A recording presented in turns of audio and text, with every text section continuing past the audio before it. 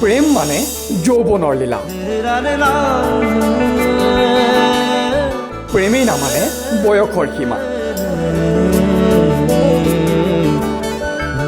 আপুনিও হয়তো প্ৰেমত পৰিব পাৰে। এইবাৰ আমি কম এক কলংকিত প্ৰেমৰ অধ্যায়।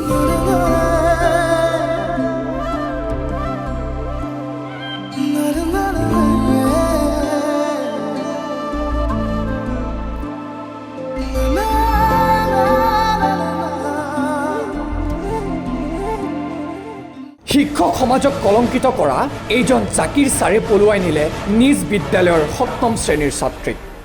ছাৰ, এয়া কি কৰিলে? পঢ়াব লাগিছিল কি আৰু ছাত্ৰীজনীক পঢ়ালে কি? জাকিৰ ছাৰৰ অন্তৰত আছে কোটিটকীয়া প্ৰেম। ফুল কোমলীয়া ৭ম শ্ৰেণীৰ ছাত্ৰী আৰু শিক্ষকৰ মাজত গঢ়ি উঠা প্ৰেম বাস্তৱত পৰিণত কৰাৰ বাবে ছাৰে পলুৱাই নিলে ছাত্ৰীক। সঁচাকৈয়ে প্ৰেম এনেকুৱাই নেকি? ১৯৬০ চনত স্থাপিত হোৱা এখন বিদ্যালয়ত প্ৰেমৰ দাগ লগালে এইজন কলংকিত শিক্ষক জাকিৰে। আকৌ এবাৰ শিক্ষক সমাজক কলংকিত কৰা ছাৰৰ মুখখনলৈ চাওক। এই ঘটনাৰ পিছতেই সমগ্ৰ অঞ্চলৰ ৰাইজৰ মুখে মুখে জাকিৰ ছাৰৰ প্ৰেমৰ কাহিনী।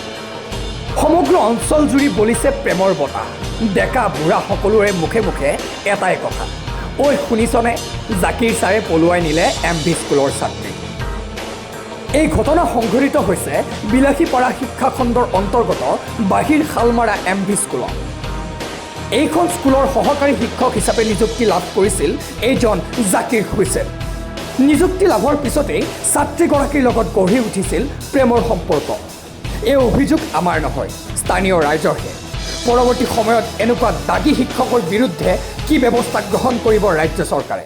আমাৰ এই ২২ চনৰ MV স্কুলৰ পৰা এজন ছাত্ৰী নাইকিয়া হৈ গৈছে আমি জানা মতে, আৰু আমাৰ গাঁৱৰ যিবিলাক বাসিন্দা আছে সেইসকলেও কৈ আছে, আমি শুনামতে আমাৰ এই স্কুলৰ নাইকিয়া মানে কি হৈছে? এইজন ছোৱালী আমাৰ এই স্কুলৰে এজন মানে এই ছোৱালীজনীৰ নাম হ'ল মানে ছাত্ৰীজনীৰ নাম হ'ল ৰহিমা খাতুন, আৰু তেওঁৰ দেউতাকৰ নাম হয় নজৰ আলী। আৰু আমাৰ এই স্কুলৰে এজন সহকাৰী শিক্ষক জাকিৰ হুছেইন, লম্পট জাকিৰ হুছেইন বুলি কয়, সিয়ে এই স্কুলৰ ছাত্ৰীক নিজে টিচিং দিছে আৰু সেইজন ছাত্ৰীক লৈ পলায়ন কৰিছে। এইটো আমি শুনা পাইছোঁ। এই ছোৱালীজনী পঢ়িছিল 7ত, বয়স আনুমানিক 13 বছৰমান হ'ব। এখন স্কুলৰ নাম কি? এইখন স্কুলৰ নাম হ'ল ২২ চনৰ MV স্কুল। আৰু শিক্ষকজনৰ নাম? শিক্ষকজনৰ নাম জাকিৰ হুছেইন। আৰু কিমান দিনৰ পৰা এইটো সম্পৰ্ক বেয়া সম্পৰ্ক আছিল? এইটো আমি শুনামতে বেয়া সম্পৰ্ক যিদিন ধৰি মানে এই মাষ্টাৰজনী এইটো স্কুলত জইন কৰিছে তাৰ পিছৰ পৰাই বোলে এইটো মানে ভাফলাপ চলি আছে। বিলাসীপাৰাৰ পৰা জিয়াৰুল আলমৰ ৰিপৰ্ট, দ্য আছাম টুডে 24।